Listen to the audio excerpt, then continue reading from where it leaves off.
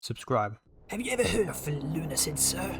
No, don't drop me. Have you heard of it? No.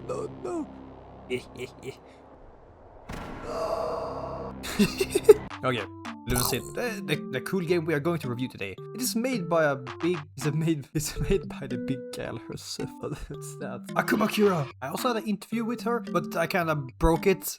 25% of the playtime of a regular Lunacid playthrough. Yeah, hopefully that's not a big problem, but I will put the interview answers when it fits. Akuma has only made peak games before, like Spooky's Jumpscare Mansion and the Lost in Vivo. Spooky's Jumpscare Mansion is a cutesy horror game. You just go through rooms of like 10 different layouts, and once every hour you get a jump scare. There's not that much to do otherwise. It's an appreciation of the old internet, it feels like. Lost in Vivo is a horror game about claustrophobia, it says. I was supposed to say I wouldn't buy the game, but it's a good deal, man. It's a good deal. And the game, I've heard, has positive reviews, so I can probably try it in the future. You clearly see a love for horror games with a retro-esque style. On the 10th of October 2021, we see the first footage of Lunacid. The only thing you could see from the trailer was a dark fantasy RPG, kind of similar to Kingsfield. I need to review that in the future. Kira clearly understands the retro style very well. Even this old trailer that was posted 2 years before the game actually came out looks really good. Around the time of development, there was a lot of VODs from a game called Shadow Tower. I'm guessing there will be some inspo taken from that game as well. I saw like your first gameplay trailer from Lunacid. Looks very different from like the end product, and I see a lot of streams of Shadow Tower in between. And I'm wondering, like, did you get a lot of inspiration through playing that game on the streams?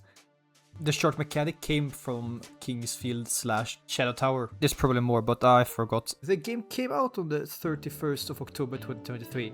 Now into explaining the game. The story! Long ago, a great beast came from the sea and brought with it a poisonous fog that spread across the earth. Corrupting everything it reached, the poisonous fog slowly transformed the world and brought about a new age. Now surrounded by the poisonous sky and outnumbered by creatures humankind became desperate and full feudal kingdoms, closed off from each other. They became paranoid and are on the brink of extinction. Those deemed undesirable, such as criminals, were the in or cast out, banished into the depths of the great well, a pit of the deceased and undead. Great well is said to have but one door to the surface. Holy aura to that voice actor, phenomenal work. This is not the only type of storytelling. There's some told when you play the game with the notes on the ground and the info on the weapon, stuff like that. Very difficult for me because my inability to read. When the sun did not rise and the people of the but really lore heavy, and you can find a lot to just puzzle your pieces together and see what you get from it. There's some lore videos as well if you want to watch, but this intro tells you the gist of it. The gameplay. The introduction is you getting thrown into a hole by an old man.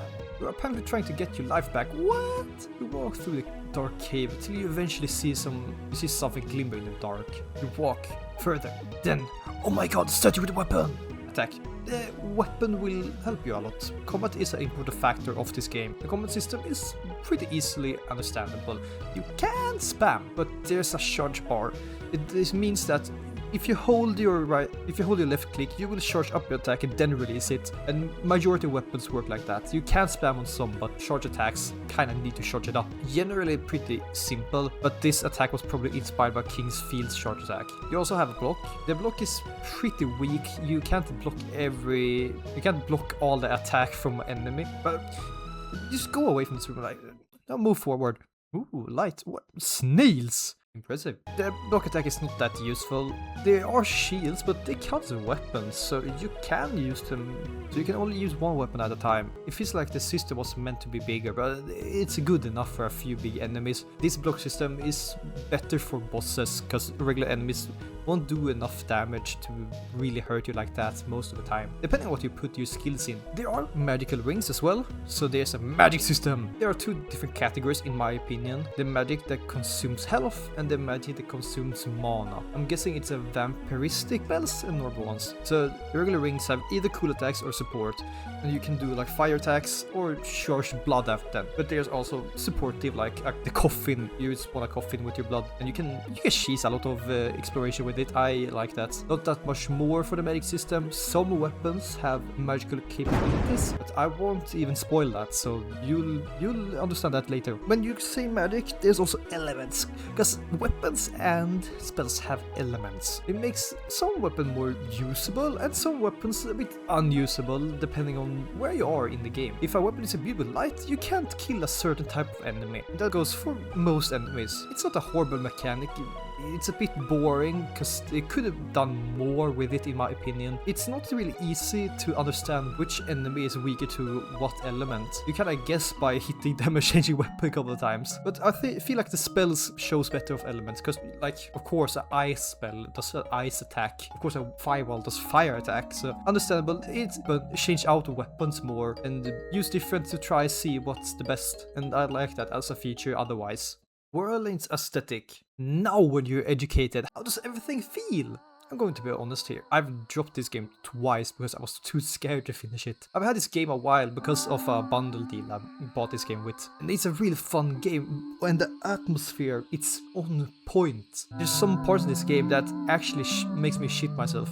The game has like the classic low poly style that I love, but it feels like the game does a lot to stand out from most other low poly games. Because it uses its style to the max potential, for me at least, and it makes the low poly aesthetic really scary. Like, look at this. Ooh, scary. From room to room, everything is connected, or depends. Not entirely connected.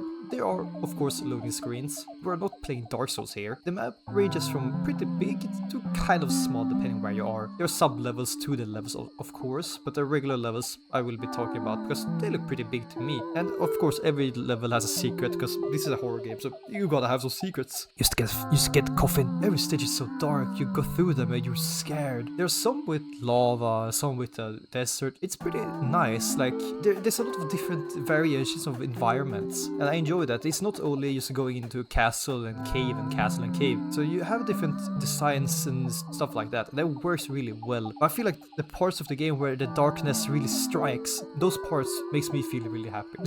And scared, of course. But the atmosphere is fantastic. Like the sound design. Playing this game, oh my god, the sound design is so good. There are of course like the funny sound effects that are not that impressive, but some are really scary. You hear them in the back of your headphones and you feel like you get chased somewhere. I love that. The sound effects are kind of low poly, of course, but it doesn't matter. The game kind of works with that and makes it feel scarier than you would think.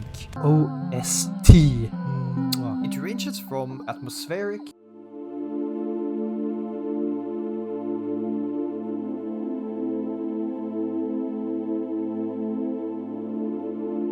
to jolly funny sometimes.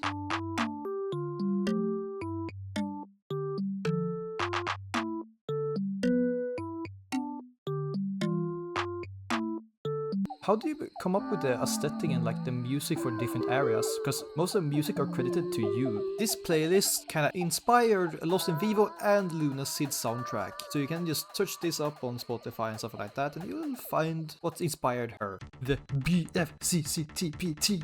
The game took me around 13 hours, a bit more to beat the game. And the game is around 14 euros. It's not the worst thing ever. I would say that works for me. I beat the game in one way and there's apparently like 3 more endings. So you know, you can get more out of this than I would. The achievements, they ranges from like with the basic going to a map and then you have the achievement to get every single weapon in the game. Every single recipe. So there's things to do if you feel like it. I will try the other endings though, but I've only done once. Let me enjoy my games how I want to.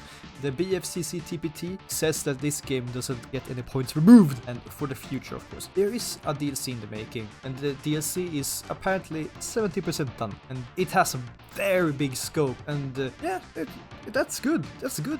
I'm looking forward for it so much. And this game is making me excited for the DLC. I really want to say this is a 10 out of 10, but I'm too scared to give a 10 out of 10. So I would say a 9.5 because there are some things I would remove points from, but you know, happens. But yeah, that's the video. This took, oh my god, so much effort, and I'm so disappointed myself with the interview as well. But you know, it's a good video for me, and now I enjoyed myself. Have a good night, have a good day.